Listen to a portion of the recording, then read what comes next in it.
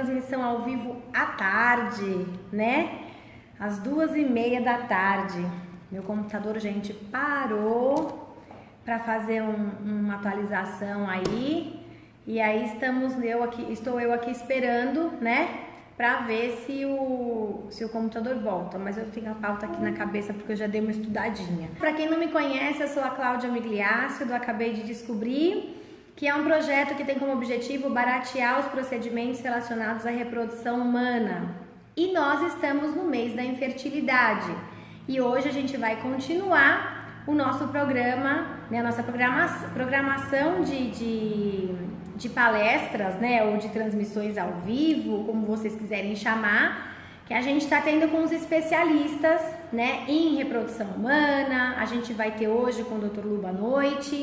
A gente vai ter amanhã com o Dr. Danilo Galante, que é urologista, e hoje, agora, né, às 2h30, é o horário que vai começar a nossa transmissão ao vivo com o Vitor Nicolino, que é terapeuta,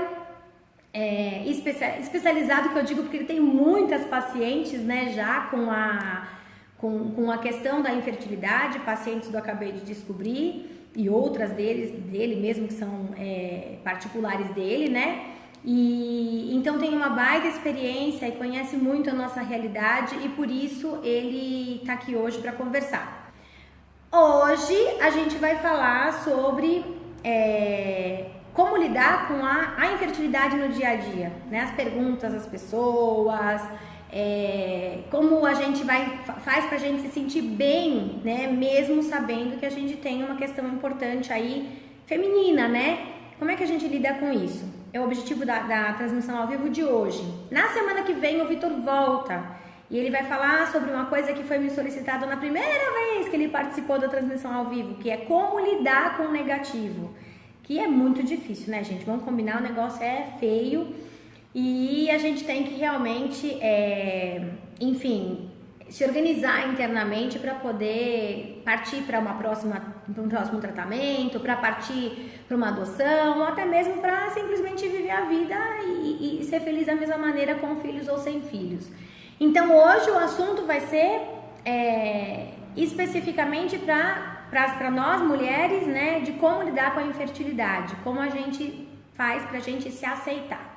E o Vitor veio conversar gentilmente a respeito desse assunto. Estou muito feliz que ele veio. Agradeço, Vitor, já vai entrar. As meninas estão chegando e eu estou bem contente de estar aqui. Muito obrigada mesmo. Prontas, meninas? Podemos? Eu só estou vendo gente assistindo, mas ninguém falou comigo hoje, nem um oi me deram. Será que o pessoal não quer falar comigo? Deixa eu ver se tem alguma coisa aqui. Eu acho que não tem, gente. Ninguém falou aí pra mim. Eita. Eu vou chamar então o Vitor. Cadê ele? Veja, Vitor, se foi aí. Eu não consigo ver mensagem de ninguém. Opa! Oi, Cláudia. Tudo bem? Tudo bem? Tudo. Tô pegando o jeito das suas transmissões aqui. Tô mais ágil para conectar. Ah, rapaz! Tô vendo, hein? Tá especialista já. Tô ficando bom, Cláudia. Deixa eu te dar um oi. Oi, Cláudia. Tudo bem com você? Oi, Obrigada. meninas do Tô grupo. mandando mensagem hoje. Eu acho que não tá aparecendo para mim por algum motivo. Não me pergunte por quê. Às vezes A acontece. tecnologia é assim, Cláudia. Nunca é perfeita. Pois é, eu costumo dizer que Não, é uma ciência esotérica, né? Acho que é não é? mais do que a ciência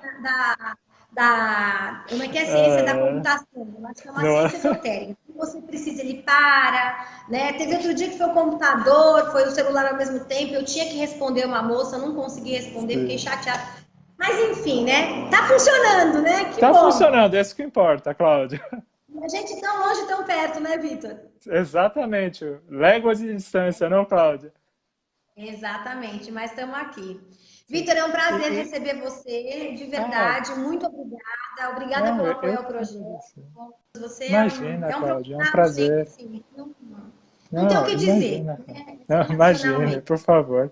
Não, eu que tenho a agradecer a você, as meninas do grupo, por abrirem novamente a porta para eu conversar com vocês, levar algumas ideias da psicologia para ajudar as meninas, até os maridos, que não é o caso hoje da nossa palestra, mas na nossa outra conversa, a levar algumas ideias para a gente buscar lidar com essa situação que é complicada de uma forma diferente. Não dá para a gente imaginar que a gente se sinta bem passando por essa situação, mas a gente pode fazer de tudo para a gente se impactar menos com essa situação e poder acreditar e buscar a solução dela. Então, Exatamente. boa tarde a todas as meninas do grupo também.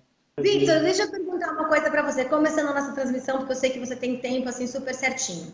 Não, claro. Quando a mulher descobre a infertilidade, como é que fica a coisa? O que ela tem que fazer? Porque o mundo cai, né? Sim. Quais os sentimentos que você consegue identificar nessas mulheres? Como trabalhar isso? Uhum. Conta um pouco pra gente de como é que a gente pode se ajudar também, né? Então, Cláudia, assim, eu acho que essa definição, recebi o diagnóstico de infertilidade, meu mundo caiu, né? Fiquei sem chão, fiquei sem referência. Mas por que isso acontece?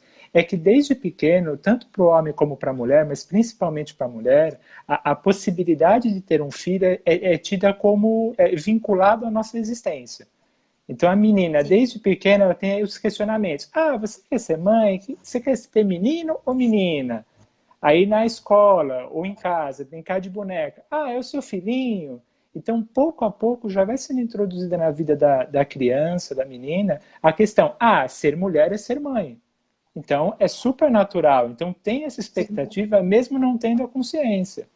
E aí vem, com o tempo, trabalho de mídia, sociedade, sempre induzindo a mulher a fazer essa ligação natural. Ser mulher é ser mãe. Então, quando vem um diagnóstico, você não pode ser mãe, seja por uma questão sua ou por uma questão do seu marido, a gente quebra toda uma referência de vida, né, de existência. Então, a questão do ficar sem chão, de meu mundo caiu, é que é uma crise existencial. Então, o que eu sou? Se eu não posso ser mãe, quem sou eu? E nesse momento vem um turbilhão de emoções. Então vem depressão, ansiedade, dúvidas. Tem um momento que eu acredito que é possível, outro momento acabou minha vida. Então, para a mulher, é um momento muito delicado, porque ela quer acreditar, ao mesmo tempo que ela não consegue acreditar.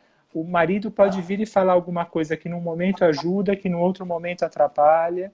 Então, a questão de perder a referência do que é ser mulher, do qual é a minha perspectiva de vida, isso é muito forte. O problema de receber esse diagnóstico é essa mudança de visão, de referências de vida. Porque aí a gente começa a se achar, então eu não sou homem, porque eu não posso ter um filho. Então eu não sou mulher, porque eu não posso ter um filho. Então a gente quebra toda uma estrutura psicológica, referências de vida, sonhos. Eu vou casar, ter minha família, ou eu já casei, a família envolve ter um filho. Então quebra toda a referência de vida. Então aí como que cada um vai lidar com isso?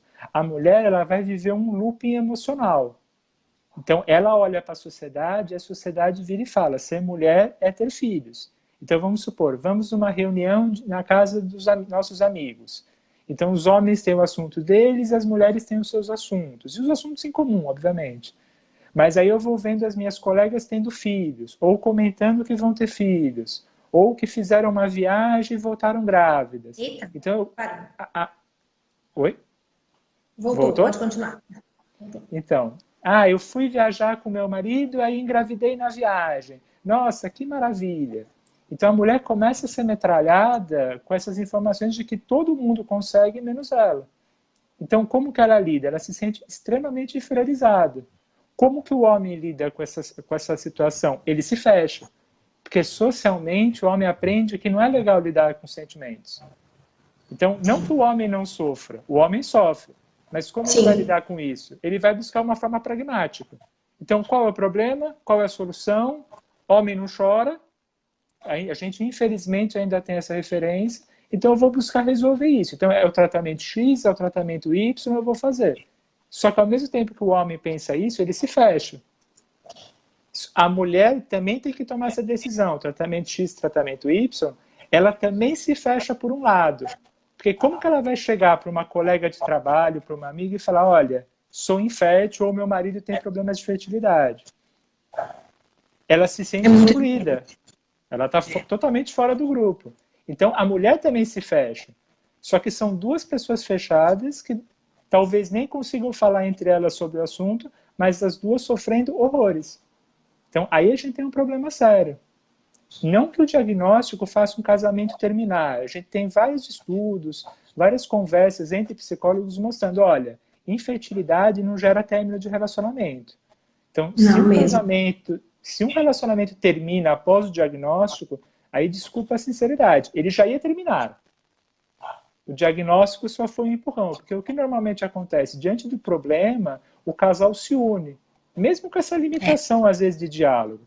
Então, verdade. de pouquinho em pouquinho, a mulher puxa um pouco a conversa, o homem busca acolher a esposa. Pouco a pouco, a gente vai construindo uma cumplicidade muito maior. Quando eu descobri a minha infertilidade, a primeira coisa que eu pensei foi: meu Deus, não vou ser mãe e eu vou perder o Emílio. Claro, né? Porque assim, Sim. acabou. Não... Ele vai me deixar, porque do mesmo jeito que eu tenho vontade de ser mãe, ele deve ter vontade de ser pai, né? E aí, tipo, o mundo realmente desabou. Sim. Só que eu percebi e percebo, assim, Vitor, é sempre, eu percebo mesmo que os casais que têm problema de infertilidade, no geral, são muito unidos. Realmente, os que têm que Sim, separar, exatamente. acabou. Mas existe uma cumplicidade, assim, a gente acaba, o sofrimento do outro acaba fazendo com que a gente Exato. queira minimizar isso. Assim, em casa, a gente fez até uma transmissão ao vivo, eu e o Emílio, e a gente dividia muito bem os papéis, assim, sabe? Tinha momento que ele estava mais fragilizado, tava eu lá. E, ó, Principalmente o homem conseguir se comunicar, não, Cláudio? exatamente, Não porque é muito ficar só na difícil. questão prática, né? Tem um problema, partir para a solução. Mas entender o sentimento da parceira e dar um espaço para a parceira poder desabafar. Porque é justamente quando a Exatamente. gente conversa com o outro que a gente toma consciência dos nossos sentimentos e a gente pode superar o sentimento negativo. Né? Se a gente não tiver consciência, não vai. Então, assim, eu vejo, sabe, Vitor, que de verdade, assim, as meninas aqui são muito sortudas, porque tem maridos, assim, Que sensacionais, bom. graças a Deus. A maioria mesmo, eu costumo dizer, tentante pode não ter filho, mas tem cada marido que vou te contar, os bichos são ponta firme. É verdade, gente, eu fico impressionada. Assim, eu Que descubro cada maravilha. conversa, cada história, assim, sabe? Quando é pra separar, já separou, não vai falar, né? Mas no geral, assim, as meninas que estão no grupo e que conversam comigo de verdade, assim, os maridos são show. Eu consigo ver isso nitidamente mesmo. A união, sabe, que acontece. Mas, obviamente, também tem todo o estresse. Mas vamos continuar nossa questão aí. Você estava falando sobre. Você Não, tem então, uma. pegando essa deixa do marido ponta firme, porque o que acontece? A mulher recebeu o diagnóstico, ou ela ou o marido. Então, existe a infertilidade no casal. Aí ela olha para a sociedade, como a gente vinha comentando, e ela vê que é natural ter filho, a mensagem predominante é essa, então você não é mulher, você não é homem. Aí a gente se sente excluído.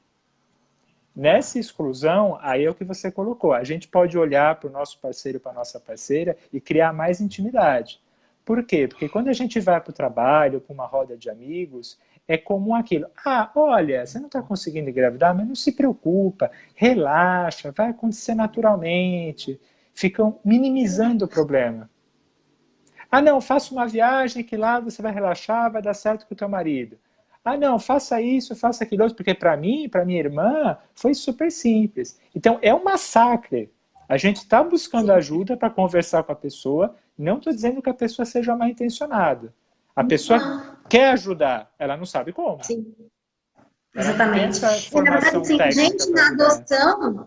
a gente na adoção, as pessoas falam, ai, depois que chegarem seus filhos, você engravida. Eu tipo, Então, e machuca, não, Cláudio?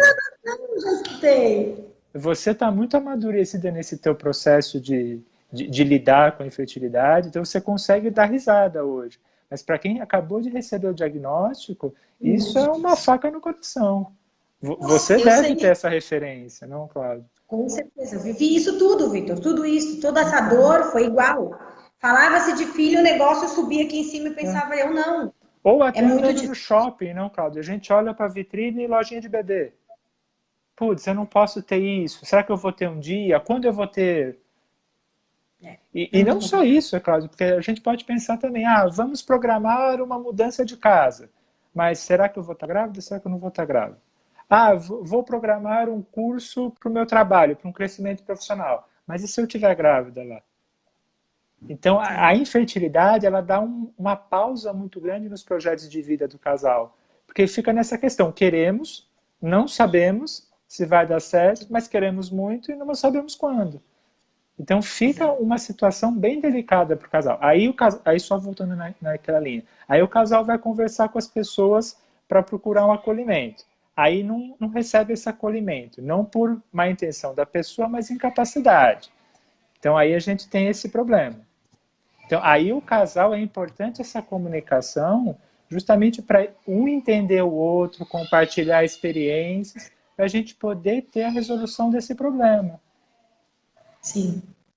Entendi. E aí, depois dessa fala, assim, existe a possibilidade de se melhorar, enfim, de elaborar isso e tudo mais. Isso eu posso dizer porque eu Sim. fiz. Na verdade, não só pela terapia, mas eu acho que o projeto me ajudou muito, né? Lidando com as meninas todo o tempo. Eu acho que muito do que eu dizia para elas era o que eu precisava escutar também. Então acabou que não sei se daí existe na psicologia, mas acho que ia e voltava e eu Exato. percebo que eu melhorei muito depois que eu comecei a ouvir as questões das meninas e eu comecei a ver a nossa realidade de uma maneira muito diferente. E aí, a Mas para gente as cria um meninas, grupo, não, Cláudio? A gente se recoloca num grupo. Então, é muito importante esse exatamente. espaço de comunicação, seja entre o casal ou com outras pessoas, para a gente voltar a se sentir acolhido. Porque a questão do meu mundo caiu, a gente precisa dar um novo mundo à pessoa. Então, a gente precisa começar a trazer Entendi. de novo referências. Então, uma coisa que a gente trabalha em psicologia é a normalização. Em que sentido? Os sentimentos que virão após esse diagnóstico são variáveis e nem sempre são sentimentos que a gente fica confortável em ter. Então, por exemplo, minha amiga engravidou. Estou com inveja, caramba, por que ela engravidou? Por que ela e não eu? De novo, não que a gente esteja mal intencionado, que a gente queira algo ruim para a pessoa, mas é algo que a gente gostaria. Porque inveja socialmente é muito vinculado ao negativo, né? Mas a inveja é inerente à nossa espécie. A gente olha alguma coisa que a gente gostaria, isso mexe com a gente. Não que a gente queira destruir o outro, mas a gente gostaria de ter. Sim, Então, o trabalho de um grupo, como o seu ou de um psicólogo, é a mãe, é o pai, é o casal, virem e falar: olha, estou com inveja de tal situação. É normal. Você não precisa se achar uma pessoa, que você está se tornando algo que você não era. É normal ter esse tipo de sentimento. Então, para mim, do meu ponto de vista, Cláudio, o mais importante após o diagnóstico é a gente recolocar o casal num grupo, ter um espaço de comunicação para a gente entender nossos sentimentos, vê-los como normais, e aí, pouco a pouco, eu me permitir voltar a viver. Aí, o que eu considero voltar a viver? É eu definir as estratégias da minha vida a partir de então. O diagnóstico não é uma impossibilidade de ser mãe. Existem vários formatos de ser mãe e ser pai. Então, se a gente está encontrando uma dificuldade numa estrada X, aí a gente vai ter que avaliar todas as possibilidades, todas as estradas que eu posso pegar, para ir escolher uma estrada que seja positiva para mim. Aí varia sim. muito, Cláudio, de casal para casal. Então, tem casais que optam por FIV, por adoção em um primeiro momento. Aí é subjetivo. Mas o mais Sim. importante Pode falar, Carlos, desculpa. Não, eu estou esperando. O mais importante, pode terminar, Não, eu o falo. mais importante é ter esse espaço de comunicação, acolhimento, normalização, a gente entender nossos sentimentos e considerá-los normais, para aí a gente conseguir ter mais clareza dos caminhos e escolher o mais coerente para o nosso ser, para a nossa pessoa. Vitor, a gente está numa campanha agora, né, de hashtag sou tentante sim, hashtag juntas somos mais fortes e hashtag infertilidade é normal. Sim.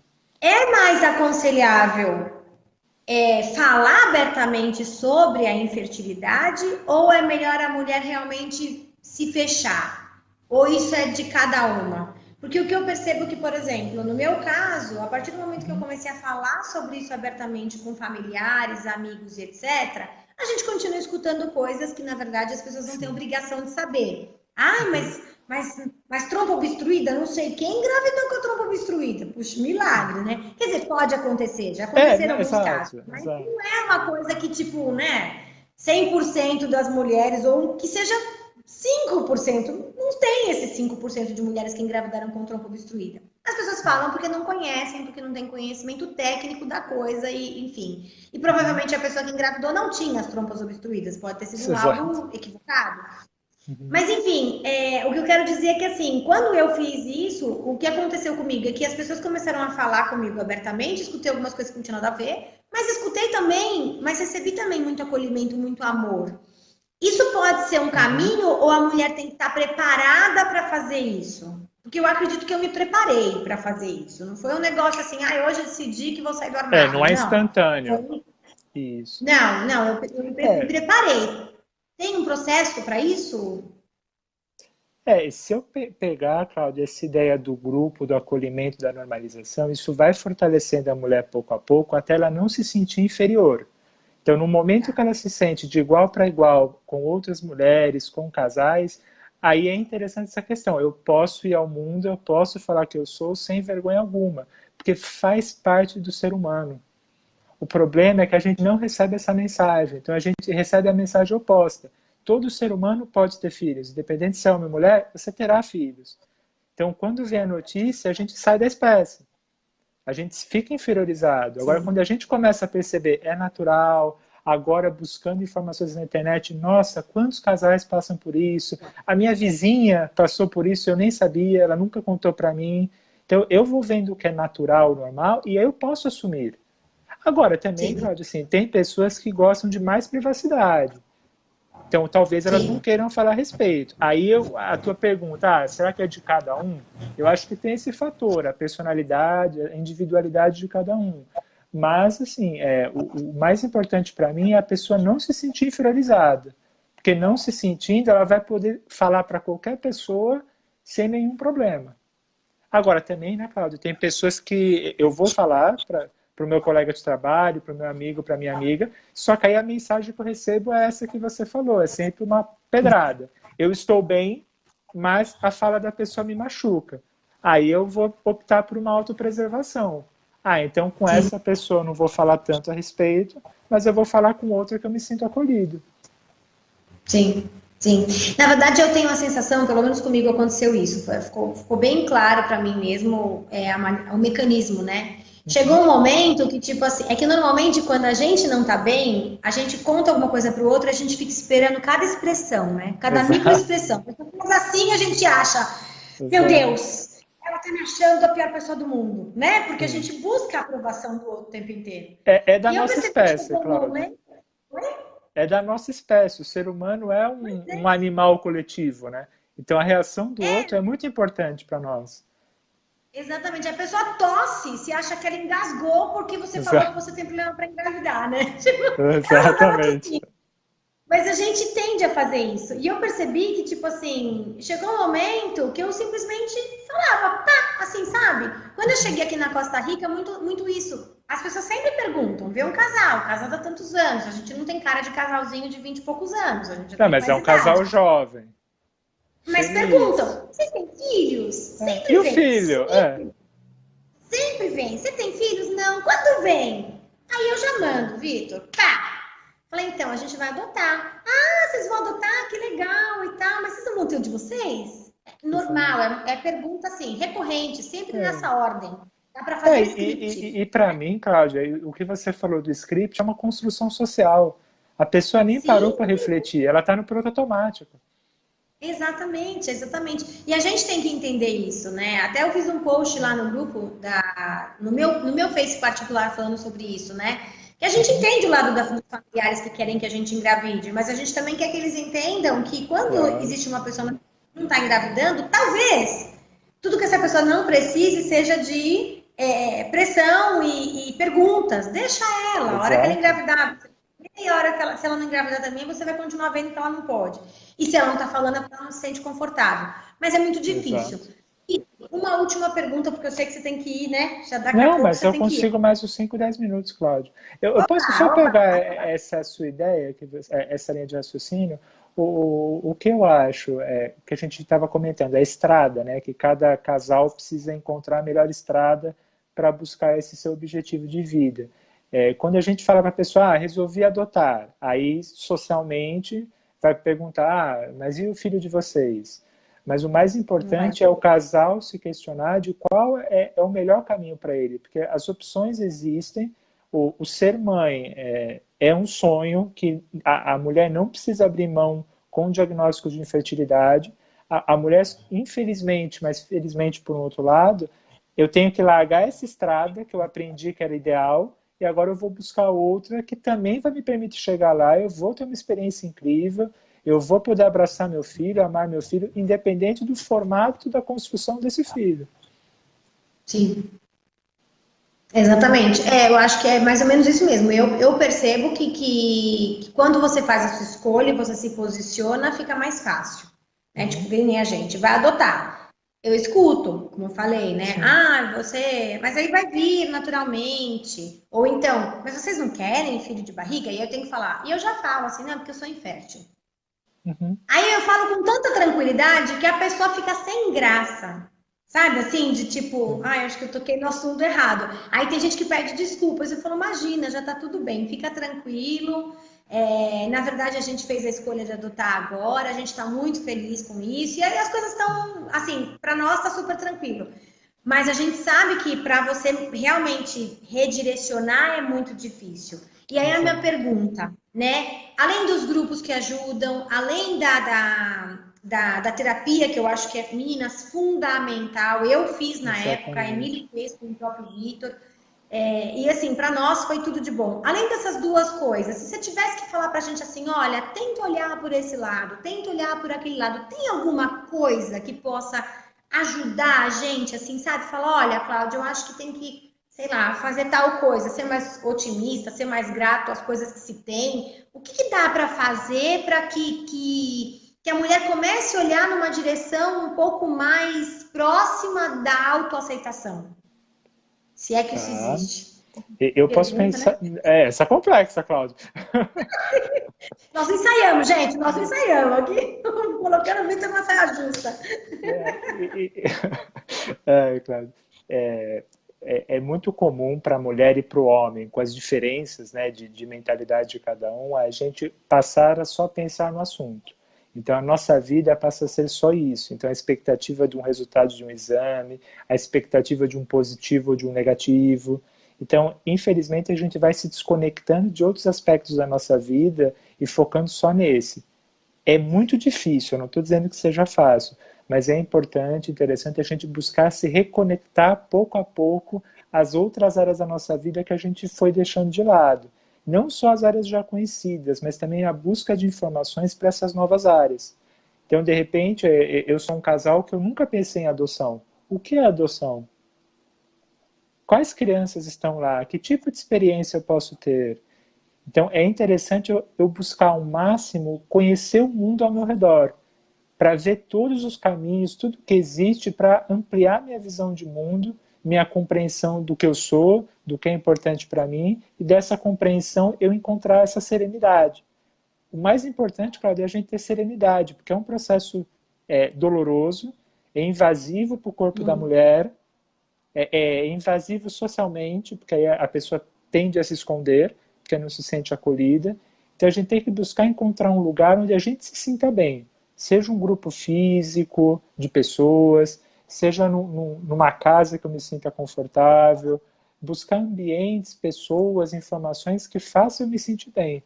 Porque aí desse sentimento de bem-estar eu vou me tranquilizando, eu dou ao meu corpo condições saudáveis dele funcionar, e não que isso se transforme naturalmente numa gravidez, mas eu coloco o meu corpo num padrão saudável de funcionamento. Meu corpo e minha mente, né? Então, assim, Exatamente. A gente não pode negar as possibilidades. Depressão. Exato, depressão, ansiedade. A gente sabe que existe a possibilidade de um negativo, de não dar certo. Eu só preciso me esforçar em ver que é possível ter o sim. E se tiver o não, eu vou escolher um caminho para lidar com isso. Aí o caminho é mais subjetivo, Cláudio.